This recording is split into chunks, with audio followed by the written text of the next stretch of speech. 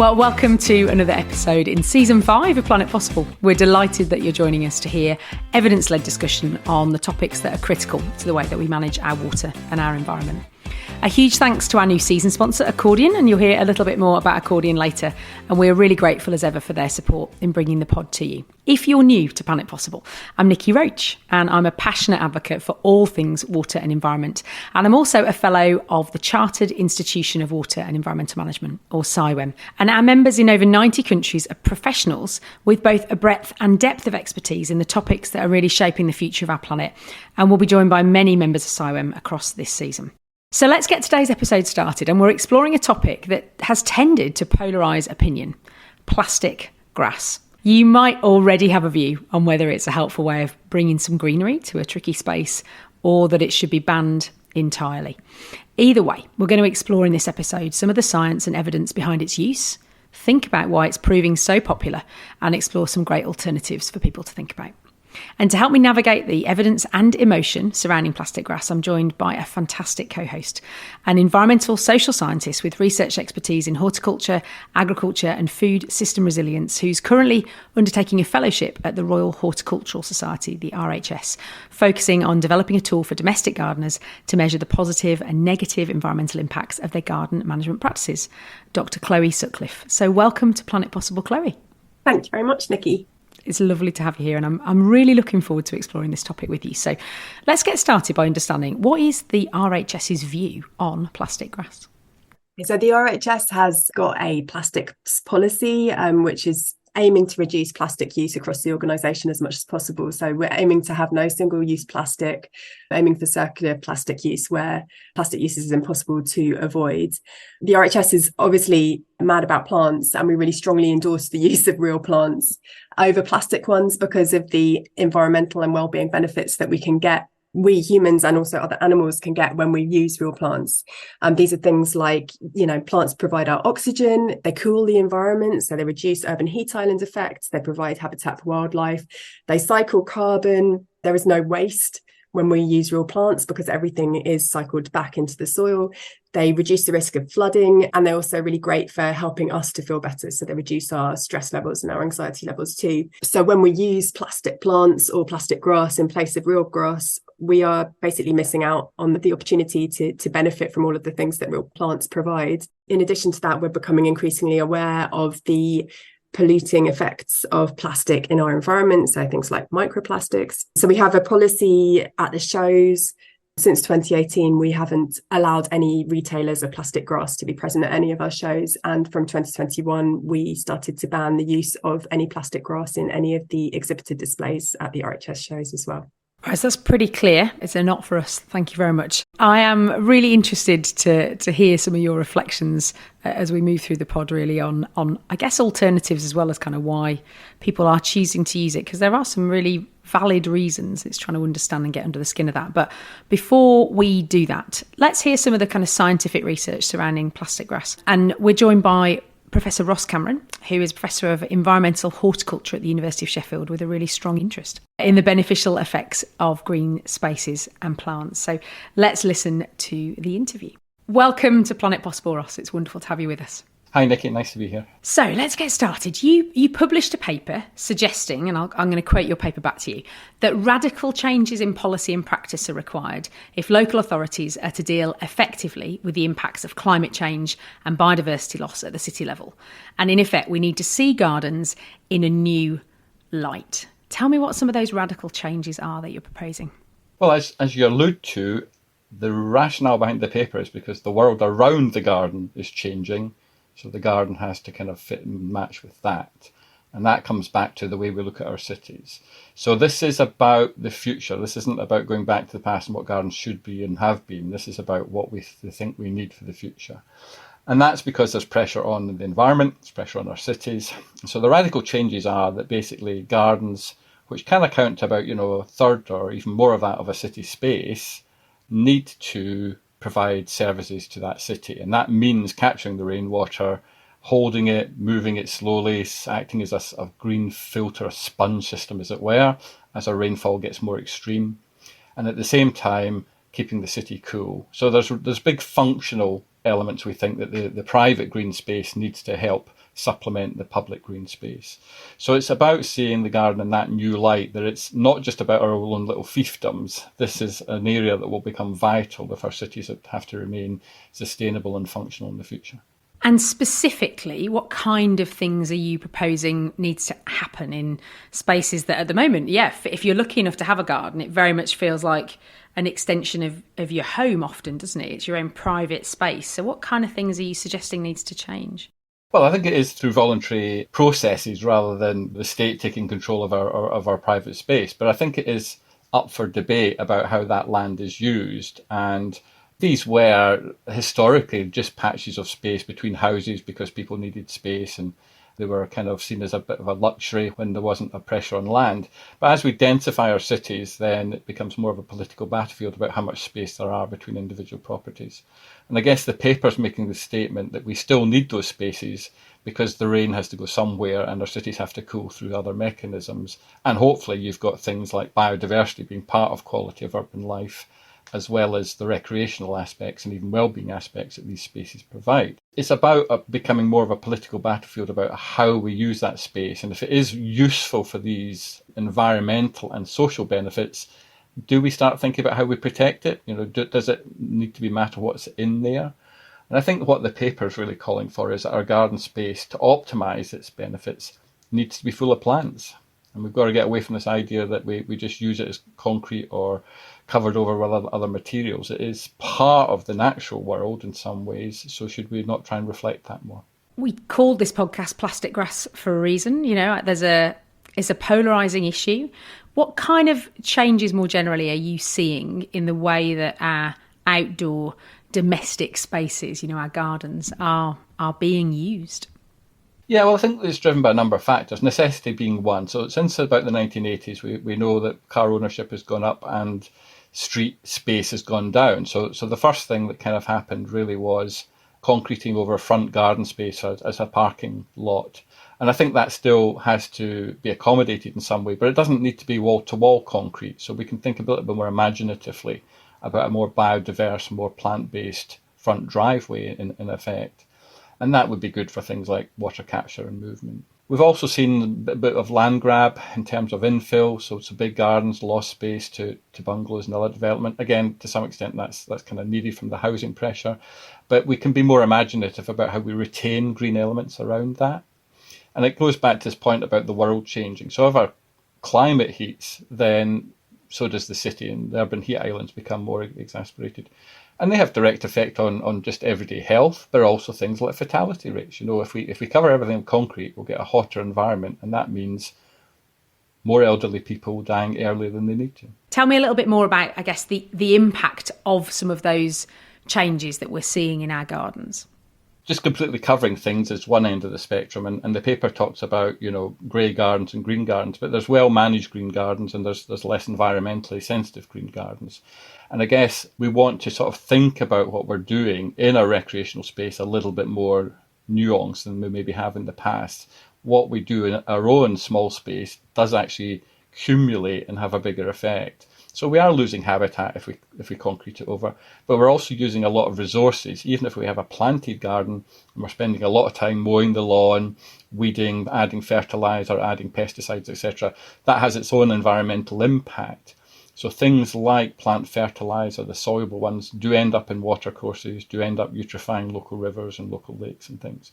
So we just want to be a little bit more conscious, I think, about what we're doing.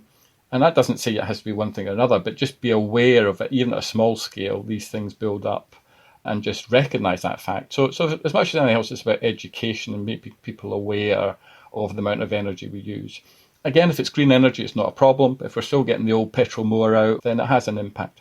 So you talk then about a green garden and a grey garden. I guess a grey garden being one that's got more, hard standing and patio areas, for example. And when we started to think about this episode, we put some questions on social media. And if you're not already following us on our social media channels, then feel free to do so. I'll put some links in the show notes. But I asked the question about, plastic grass, love it or loathe it. I asked people to give me some questions that they'd like me to put to you. And I got a really strong response. Plastic grass evokes some really polarising opinions. Have you got a sense of why that is and whether it's warranted? Yeah, well, let's look at the good side of plastic grass in the first place. It's convenient and it's mud-free. So you can understand why people would want it. And I certainly personally don't have any antipathy to it at a small scale. But when we start covering most of the garden with plastic, I think we start having some problems environmentally. I think just going back a step slightly as to that strong reaction, at one end you've got the aesthetic drive because it does look quite attractive, it's uniform, etc. At the other end, you've got people basically seeing recycled plastic bottles being spread across the countryside or across our landscape. So there's a sort of natural antipathy that comes with the idea of plastic covering the planet at one end of the spectrum. And we do know that some of the products do release plastic materials. So we've often talked about microplastics, but the things off grass, artificial turf, are called mesoplastics. So they're slightly bigger strands that get into watercourses, get into the food chain, fish will ingest them, etc. So there is a sort of pollution, a mega size particle pollution that comes from these products in one thing. So they're not completely benign. But you've got that polarised view of, is the landscape mine? Can I kind of extend the living room out with carpet in effect? Because I think that's what it's seen like. It's a nice uniform green sward. Compared to the attitude that basically the garden is our first footprints into nature, our first steps into nature. And it kind of polarises around those attitudes to the garden. Is it an extension of the home, or is it part of the wilderness that I want around my environment, and I want my children to experience nature, see the butterflies, see the blackbirds, etc. So I think the artificial turf is kind of polarising those viewpoints in a way that maybe some of the other stuff, which is more pragmatic, doesn't. And fundamental to that is how we look at the garden. Somebody like me who's trying to maybe look at more sustainability and environmental approaches, this idea of hanging on to an aesthetic is quite important. I mean, most people want it to be pretty, and I understand that as a landscape designer. But at the same time, we have to realise that if we're over-prettifying it, then we're probably impacting on the other things that use it as home. And so it's trying to find a balance. It's trying to almost think about why we do manage them so intensively, and just maybe be a bit more relaxed about that, and maybe even see what our perceptions of beauty might change in time. Have you got a sense from your research, Ross, as to why society is changing and how our gardens are changing in response to that? I think we're seeing the sort of polarisation that we see in many other walks of life, from pressures at one end to make the place look attractive and accommodating, and knowing it adds to the value of the property, so it's kind of investment in some way. It's almost pragmatic. We do have to have a place to park the car. There are places you need to put the washing out, etc. So there's a kind of common sense element to it. And then at the other end of the spectrum, more concern about the environment, more concern of what we can do, and feeling sometimes a little bit powerless about what we can do, but we can actually manage our house and our garden. So it for many people, it is an opportunity to start thinking about putting the bird food out, encouraging the insects, maybe even having sort of small mammals, etc., putting in a pond. So you're seeing consumerism pressures on one hand, and a sort of re-engagement with the natural world, and a sort of more empathy towards a balanced approach to that. If the countryside was doing well, we'd be less worried about it, but we know there's pressure from agriculture and biodiversity and climate impacts too. And really this starts bringing it literally home to us, that our little patches of green round us are probably quite important at a national level. We invited our listeners, as I said, to put some questions to you. One of our questions was around, are there any other emissions? So are there any other toxic fumes, for example? Does anything else come out of the plastic grass outside of or beyond the mesoplastics that you talked about? We're not aware of anything sort of volatilising off the normal turf that you would put in your garden. There has been a bit of controversy about sports turf, and sports turf is very understandable why we would use this for artificial hockey pitches and football pitches, because high wear and tear on a grass pitch often causes a lot of management issues. So the first place obviously artificial turf became popular was the AstroTurfs, those types of approach. Now in those situations they will actually put in a sort of rubberized crumb material to soften the blow. So when you fall over, you make a tackle or whatever, it slightly softens the feeling of the surface.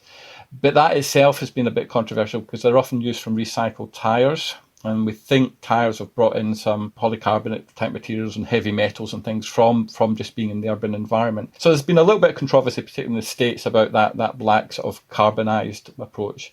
But for most garden products, I don't think there's anything that's coming off that damages you directly. But it is plastic, so you still have to be aware on hot days, for example, that it will heat up. There's no cooling capacity in the way that a real lawn would have, or other types of plant would have.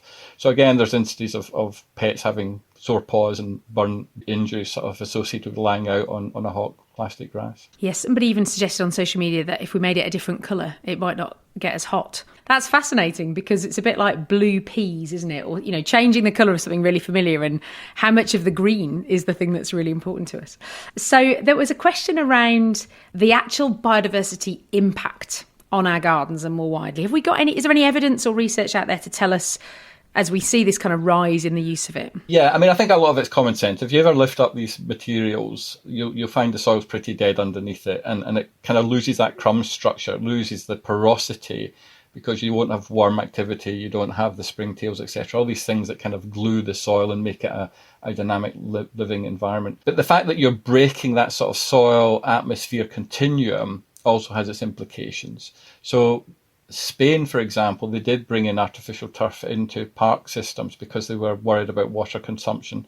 And again, it goes back to this idea of aesthetics. We want to see green space, not brown space. So they brought in plastic grass and then found that the bird population had sort of been decimated by about 50% within 2 or 3 years. Basically because there's no access to the invertebrates. There's no living soil for other organisms to live off. So even though it allows water to go through and to some extent allows some breathing with the soil, there's not much life under there. We're not capturing carbon. We're not capturing organic matter.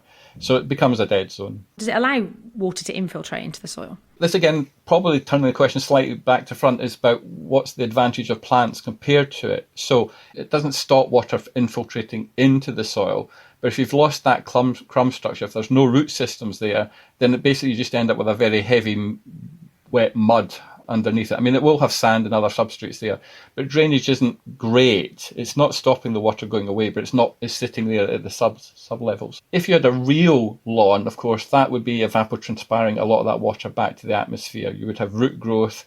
If you've got trees nearby, you've got root growth, which allow the water to move effectively from the top layers to the bottom layers quickly under a flood event or under a heavy rainfall event. And what we forget about these covering in general is that actually our plants are acting as huge evaporative mats.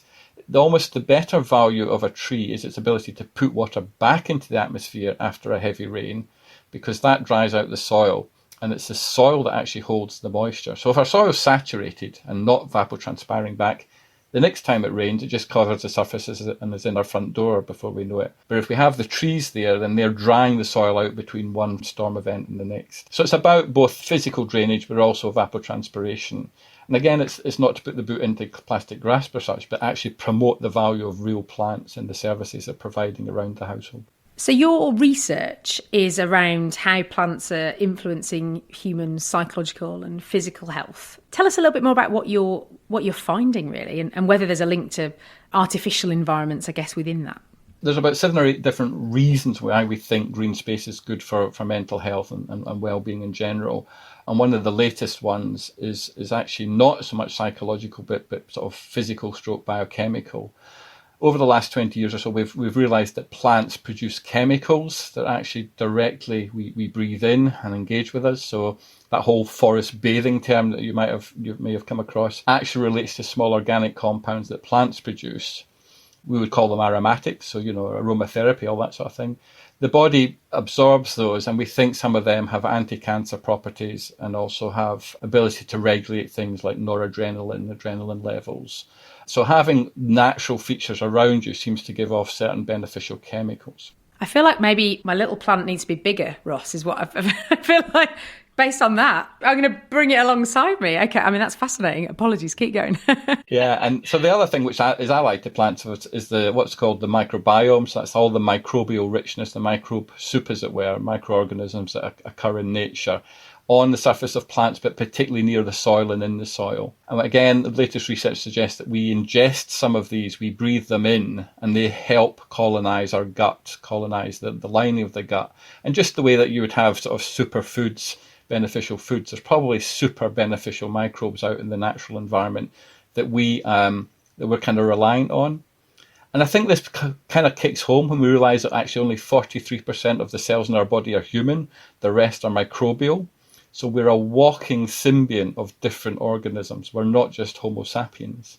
And then that brings home this idea of how dependent we are on actually the natural environment to top up some of these other communities and basically provide a very diverse microbial community. And we know that nature, the more diverse the natural features, probably the higher concentration of these beneficial microbes are there.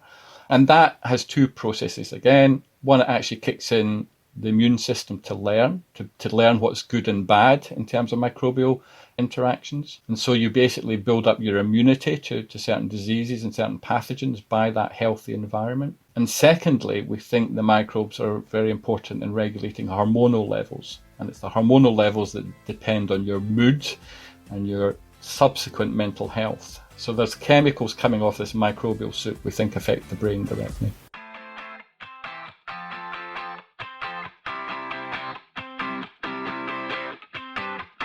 This season of Planet Possible is sponsored by Accordion.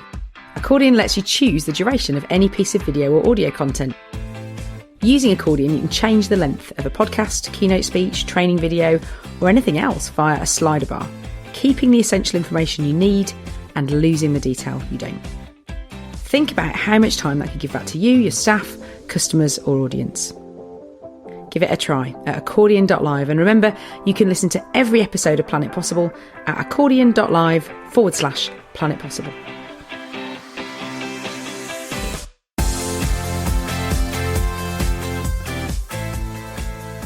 What's proximity got to be like here? So, I mean, I joked about my lovely houseplant in the background, but if you saw the rest of my house, I am filling it slowly with plants because I love plants and I'm out and I'm proud about that. But we're talking about outdoor space here. So, I mean, have you got a sense of what level of exposure people need to see any of these kind of benefits? It is kind of theoretical stage still, and we need evidence. But one of the PhD students who's been pioneering this, Jake Robinson, was actually looking at different types of green space. You get more of the beneficials as you move closer to the soil, and more of the beneficials as you move kind of towards the sort of the woodland canopy.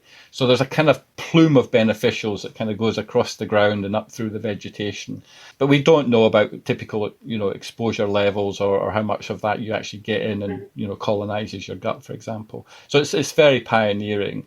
But it does kind of build this whole philosophy of sort of a holistic approach to nature, that nature's providing us with lots of subliminal messages and that we are designed to be in that type of environment. And when we take ourselves out into the sterility, that's when you see the sort of immunoresponse, health issues, the allergy issues. There's bad things out there too. There's pollen and other things that we do respond to allergens, but it's about getting a balance. And we think a more rich environment provides this sort of learning experience of what's good and bad, and then that helps us in the long term. So many questions. I mean, for one, interesting about kind of healthcare settings, we talked a few series ago about green and blue social prescribing and the importance of access to green and blue spaces for people's mental well-being. Actually, it sounds like there's some really interesting early research around just the physical impacts, the biochemical and physical impacts on access to those spaces. And then I guess that brings us full circle to think about, well, how do we plan our urban spaces? How do we plan our homes in order to build some of that in for long-term, good health and good well-being? I wanted to just ask you a final question that I ask all of my guests. I'm going to pass you the Planet Possible magic wand, and you can make anything possible. And I'm particularly conscious that in your paper that we'll pop in the show notes, you created not quite a manifesto, but a kind of set of policy recommendations, almost things that could change. And I'd love to hear what you'd like to make possible if you could make anything possible in this space, Ross. Well, I guess it's a very pragmatic and there's a more philosophical answer to that. Let's deal with the philosophical one first. I mean, the planet is under threat. Climate change theoretically can wipe us off the planet. Other species will survive, but humans are at the top of the food chain. We're actually really vulnerable. So I think that the whole point about the garden is it's a metaphor for wider engagement with the natural world and appreciation of the natural world. We have to get away from poor David Attenborough being the sole guy on a Sunday night talking to us about the natural world. We have to go out and learn for it ourselves and appreciate it and value. And I think gardens are really important in that sort of excitement and discovery that the natural world can provide to us. So philosophically, I think we want to see the gardens as an opportunity to cohabit with other organisms and appreciate them. At the more pragmatic level, I think because of the politics of urban landscapes, I think we will see more pressure on space and how it's used. And I guess my slight worry is that with time that might get taken out of our hands. You may see developers and councils actually saying, we're not going to make these spaces private anymore. They're going to be public and they're going to be looking like X, Y, and Z, which in some ways as a community level is quite good. But also the downside of that is you actually really want to engage with these places to get, for example, the health benefits. There are creative skills and exploratory skills that don't necessarily come in the public space that you can do in your private space. So even having a pot plant or having some window boxes, I think, gives you that relaxation time, that downtime, where if it's public space, you don't have that opportunity to change things and explore. So it's a little bit about making sure that gardens are still valued, and again, counter to that, that public actually appreciate them and then use them effectively and not just see them as a chore or something else to cover up. And we go back to aesthetics. Even if you just want to let nature come in and it's all nettles and brambles, who cares? Why is that important? If you can't be bothered doing the garden, it's not a problem, but don't let's concrete it over for reasons. And all we do that is because aesthetics, because we're expected to make the place look tidy. Now, I think our front room should probably be tidy. I'm not sure our front gardens need to be tidy without, causing a major revolution. Love it. Particularly love it because my back garden is currently rewilded inadvertently, and so I'm holding on to that. That's great. It's been a total pleasure. Thank you so much for making the time to talk to us on Planet Possible. It was really lovely to meet you, Ross. Thanks, Niki. Okay, Chloe, so we've heard from Ross. So from your perspective, why is this topic so important right now? Why has it got so much airtime right now, do you think? Well, firstly, we know that the number of gardens that contain plastic grass is increasing. So statistics suggest that around about 1 in 10 households has at least got some plastic grass in their garden now.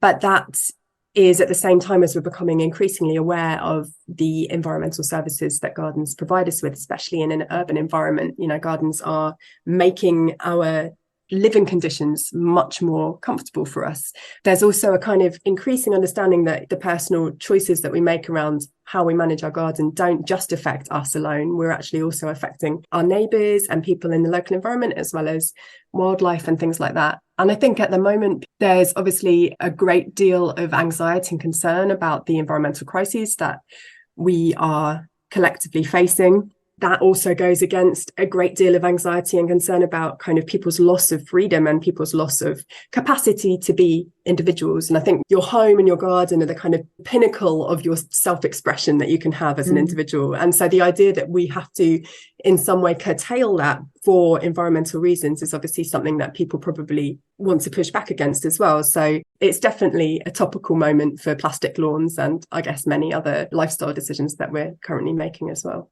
Yeah, I was really struck by that listening to Ross. And it's really interesting thinking about, well, I guess the reasons behind why people are making those choices. It's available as a product now, whereas it wasn't maybe in the same sort of way 10, 15 years ago. But from your perspective, and obviously it's quite clear the RHS have got a view that this is not something that they would recommend in gardens. But have you got a sense of why people are choosing it? With your kind of gardening hat on, can you see the logic behind why that is a really sensible choice for lots of people in society? As you said, 1 in 10. I don't think there's any one reason that can explain why people are choosing to put in plastic lawns. I think people choose the solution that feels right for them, and that can be for a number of different reasons. So it can be because people have tried really hard to have a natural lawn and they're just finding that the conditions in their garden aren't allowing them to have a satisfactory natural lawn.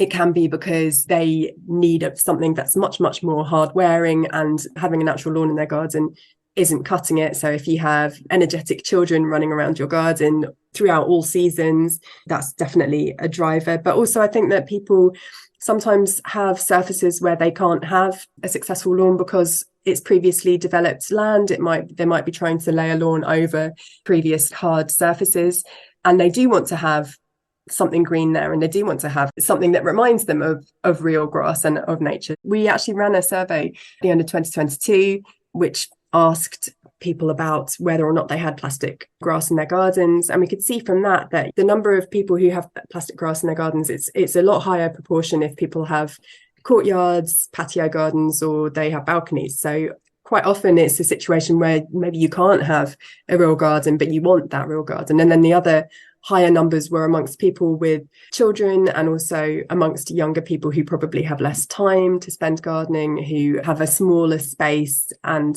don't maybe have the money to invest. Okay, so I am really keen to think about alternatives and understand from a kind of an RHS and from your perspective, really, there'll be people that this is the right choice. But I'm really keen to understand if the reason you've put it in is for reasons like maintenance, for example, you've got a tricky spot or you want a lawn, what alternatives are there? What kind of things from an RHS and from your perspective can you suggest as alternatives to plastic grass? Yeah, so I guess if you just want to have something green to look at and you're not going to be walking on it too much, there's a lot of different options that you can use that aren't even necessarily grass. So I guess one of the drivers of people using plastic lawns more these days can be that we tend to have very dry summers now. The lawns go yellow, people may not like that and so on. So there are a lot of much more drought hardy options available for lawn-like areas that don't actually consist of grass, which will turn yellow or are only partially grass. So you can have things like Pratia pedunculata, which is got a kind of tiny white starry flowers. So as well as being green, it will also flower and have these little white stars all over it as well. You can have thyme lawns, which, smell amazing. These are not so practical for like heavy use. But you also chamomile lawn is a kind of traditional lawn, which also smells amazing. So there are lots of different options, and to have a more resilient range of plants in your lawn area, it's good to have a kind of mixed flowering lawn, which includes some grass species and also a number of low-growing wildflower species. And then they all have different vulnerabilities to different kind of climatic conditions. So you're not going to find that, whereas when you just have a monoculture with a single species of grass across the lawn, that can, very quickly respond badly to any environmental condition, that the sort of impacts will be a bit better balanced between the different species if you have a lot of different species there. So those are all options for people who maybe don't want to use the lawn for very heavy use. It's quite hard to find a planting option that can stand up to heavy use as well as grass can. So I can see why maybe families with children are quite inclined to put plastic grass in. But I think a better option in terms of the environment, which also provides a soft play surface, would be something like wood chip. That's going to basically rot down and be incorporated into the soil naturally, probably contribute to the carbon content in your soil. So it's kind of a positive environmental thing to be doing. It's very hard wearing. Obviously, it's not green. So you might have to just deal with the fact that it isn't green. But I think we need to look at changing the aesthetics of our garden a bit to kind of fit in a bit better with the modern situation that we're now living in. We don't need to all stick to one particular aesthetic around how our gardens should look. And we do need to take environmental things into account. I love the idea of a wild flowering lawn. On a personal note, I'm juggling that. I need a multifunctional space in my garden. But is that stuff available? Because it's really easy to buy turf, isn't it? If you decide on a Saturday, right, I'm going to lay a lawn, you can go to your local DIY shop and pick yourself up some relatively inexpensive turf and look after it for a few weeks and it's done. Some of the alternatives you talked about there, how readily available are they? Because I guess I'm interested in what the barriers are. Because in the same way I could go and lay some turf, I could also go and pick up some plastic grass pretty quickly. And by Saturday afternoon, I'm looking out on something green. I think you're right, Niki. It's not as convenient. So you're not going to be able to just go down to your local garden centre or, a hardware shop and pick up flowering meadow turf very easily. These are more things that you'd need to look for online. They need to be treated with a little bit more care, and the demand for these things is not as high, so we just don't have the kind of economy of scale, so you're not going to find them just available at the shop. The wood chip option is probably the lowest maintenance and the lowest thought and the lowest amount of engagement possible for an option for a surface that you can kind of use in your garden that is suitable for play, that you can walk on and so on. Everything involving plants will involve a degree of care, but that kind of degree of care that you provide helps you to be more connected to your environment, and that's a really important thing. So different people have different prerogatives on this, but for me, I think actually being able to be connected to the natural world and do a bit of gardening is a wonderful opportunity. If you didn't say that with the job that you do, I'd be concerned. So that's a good thing. So I put some questions out on social media, and I put a few of those to Ross, and I kept a few back for you. So one of them is around pets. You've talked a little bit there about, hard wearing areas for people that have got families, for example. There'll be other reasons why people need gardens that are hard wearing. But have you got any thoughts as to what you would suggest if people are putting it down because they've got pets and they need an outside area that they can, go and be in kind of all weathers? Any other alternatives you'd suggest beyond what you've said already? I mean, I've got a dog, and my observation of her is that she really likes to go to the loo on natural surfaces. She will avoid just going on the pavement until it's the last possible minute, and she's absolutely desperate, then she has to.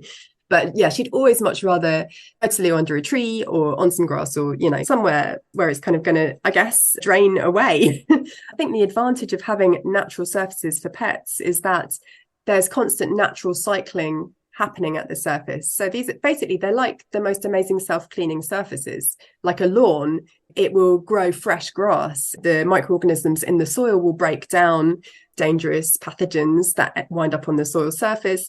So you're not going to end up with a potentially hazardous surface, I suppose. Whereas if you have an unnatural surface like a plastic lawn, pet waste that is on it needs to be cleaned specifically. Obviously, I mean, we pick up our dog poo anyway, but if your dog wheezes on the plastic lawn and it's hot, it's going to hang around, I would have thought, and you probably need to wash it off. Equally, because it's not a growing surface, you're not getting that kind of self-clean effect. So I would think that you probably do need to spend more time taking care of that. So for me, a natural surface, a natural lawn, or any kind of natural surface with plants capable of growing through is going to be better for pets than a plastic surface. Brilliant. Right, heard it here first. Thank you, Chloe. Another one was around somebody who got a very damp garden, very heavy clay soil, and they were thinking about putting artificial lawn. Those tricky spots, things like damp gardens, really heavy clay soils. What are your reflections on those for people that don't necessarily want a high maintenance solution? I think there's almost always a way to balance the water in your garden area through the use of vegetation and perhaps through the use of a little bit of land management. So you maybe too much rainfall going into parts of your garden which are becoming very boggy. That part of your garden can become a pond, and you can shape, contour the land a little bit just to help water find its way, help the rainfall find its way into that pond, or put in a little bit of a drainage channel around things that you don't want to get wet and put a bit of gravel in. So there are definitely solutions. In terms of clay, it can be a hard soil to work, really, really sticky and stick to your boots and stuff, but it's actually got a lot of potential for growing plants because it has got a slight electric charge to it, which is not the case for sand. So it holds on to fertility much better. So it can be a really fertile soil. So you can grow a lot more stuff on clay than you can on the sandy soil, for instance. But it needs a lot of organic matter to be added to it to be more workable. And yeah, if you continue to add organic matter and you have a healthy living soil with a lot of earthworms and other organisms in it, they'll just kind of pull the organic matter down into the clay soil. And as they do that, they make little channels through the soil where the water will drain more effectively. The soil becomes more porous, and yeah, it just becomes a beautiful soil that has a lot of potential for growing anything that you want. And what you can grow in a damp soil, you can make a really exciting kind of jungly, Jurassic-y garden full of beautiful big leaved plants that really inspire imaginary journeys for you. So I think, yeah, there's a lot of potential if you have a heavy clay soil. So don't give up. I feel like I want a heavy clay soil based on how you describe that. That sounds fantastic. And a final one. Somebody got in touch. He's put in this will sound technical for some of our listeners, but a crate suds system. So it's a system that's been put in literally in crates in order to protect homes from flooding. And on top of those crates, they put plastic grass on, and they sort of said, and that was next to a natural lawn. And they said, we'd love to think about something different, but what else could we do instead? So any thoughts on when you've got those structures in place, what else they could do? Provided you have about 20 centimetres depth of soil, you can always have natural lawn on top of it. So provided the crates had a 20 centimetre gap above them, which perhaps wasn't the case in this example, you can just put some geotextile membrane on top, and then you put soil on top of that. So then you can grow grass. So provided the design allows for it, there's no reason to have plastic grass in that environment. If they had a situation where they couldn't dig any deeper because, for example, there was stone or something underneath that was preventing the crates from going deeper, there's also an option to use a shallower type of crate. There's something called the permavoid system, and that's only 14 millimeters deep. But instead of being a deep volume for the water to fill, it spreads out over a larger area, and it's actually wicking. So once the water goes into the permavoid system, it then gets wicked back up to the plants above. So it can be quite a good way of having plants growing in that space. In an ideal world, I think we need to look to the future and think, do we really want to be putting plastic into the ground generally? So going beyond artificial grass, are we sure that people are going to be able to have the capacity to come back in the future and dig up plastic that we've put into the ground, where we've put in drainage systems into way? Because if we kind of take a step back in the design process and earlier on think about how much hard surface are we designing in, what is the catchment of that going to be in terms of the water that it's going to receive in a heavy rainfall, and where is that water going to go, we can then change the design so that we actually have just natural solutions incorporated to the design where we don't need to necessarily put plastic into the ground. And that would be the ideal situation. I think there's a general resurgence, isn't there, in thinking about, and it's the same in the water sector, how do we slow the flow of water through our land without needing to hard engineer pipes, putting sewers in? Actually, where do we use nature and all of its amazing properties to help us retain and slow flow?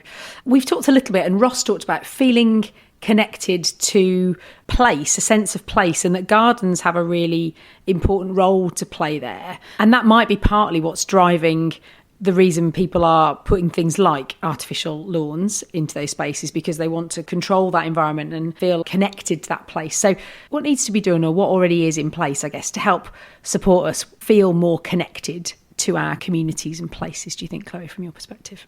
Different groups of people want to use space in different ways. So if we're talking about public parks, for example, we need to design them with different types of use in mind. So sometimes people want to gather in large numbers, sometimes people want to gather in very small numbers, sometimes people want to feel secluded and isolated. So the RHS has very recently produced a blueprint design for wellbeing gardens.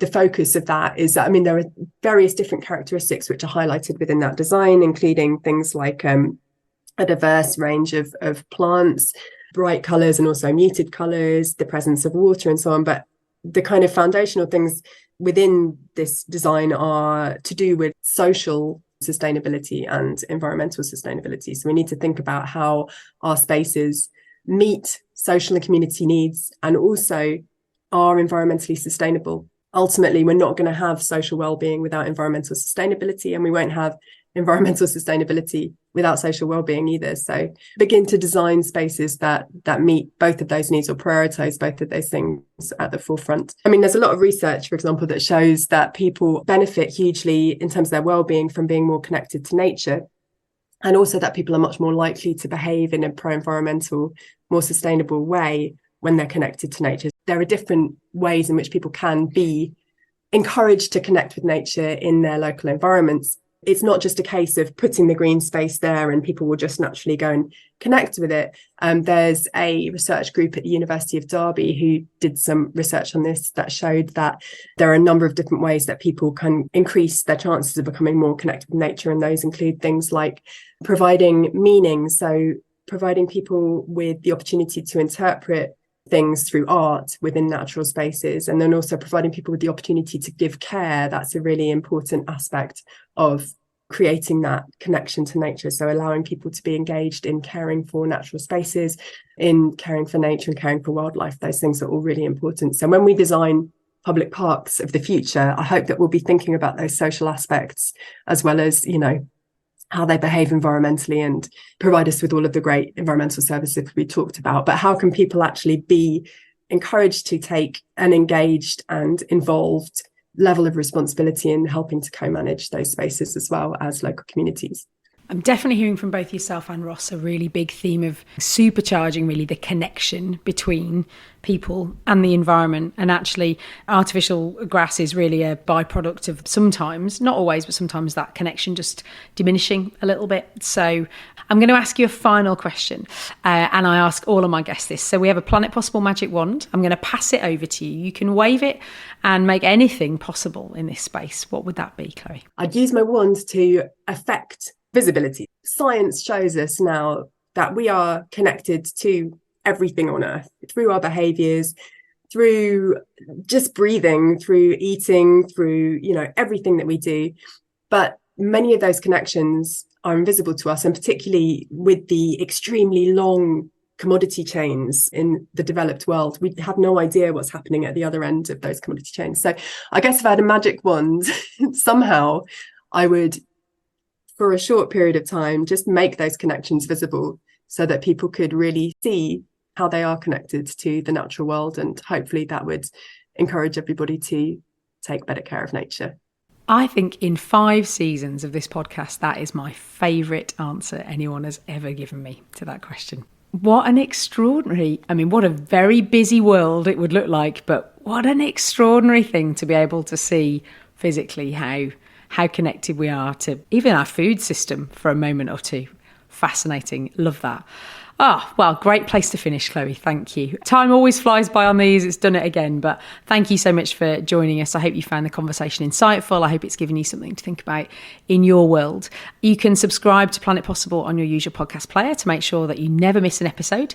And as ever, we'd love to hear your ratings and reviews too. I'm really looking forward to sharing the rest of the season with you, and you'll see a new episode landing once a month. And as ever, there'll be a few specials in there too. But all that leaves me to say for now is a huge thank you to my guest today, Professor Ross Cameron, and to you, Dr. Chloe Sutcliffe. Thank you, Chloe. Thank you, Niki. That's it, everyone. Stay safe, and we'll see you next time.